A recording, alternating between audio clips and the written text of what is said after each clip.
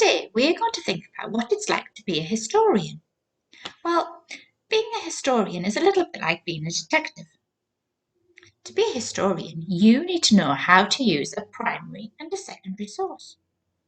But what are they? That's what we're going to find out today.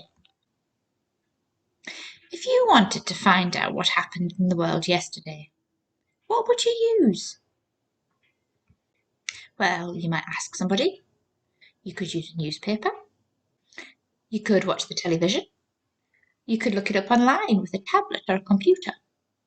But the reason that information is there in the first place is because somebody's had to find it.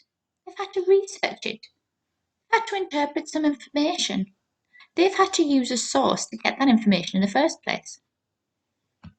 Historians and archaeologists need to ask important questions like what might have happened. Then they need to find evidence to support their point. This evidence is called a source. Things that tell us information about the past are called sources. Look very carefully at how we spell sources. It's not like tomato ketchup sauce. It's a different spelling. Now, sources are open to what's called interpretation. Interpretation is all about working out what you think the source is trying to tell us. A source might be a coin, or it might be a diary entry, for example. Some sources, like the coin and the diary entry, are things that are actually from the past. They're called primary sources. Which of the examples below do you think are primary sources? Which of the sources have actually come from the time? Sometimes information can be written down by people after the time it has happened, by people who weren't there at the time. These sources are called secondary sources. Which of these sources do you think are secondary sources? When we're thinking about sources, sometimes we have to be a little bit critical. We have to think whether or not they're reliable and whether they tell us the whole truth. They might have lots of interesting facts in them that could be true, but there also might be little things in them that might not be quite so true.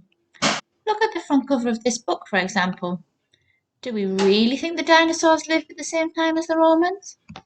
Nobody really knows for certain because we weren't there. We are just piecing together clues. But sometimes we need to think critically about the sources we are given.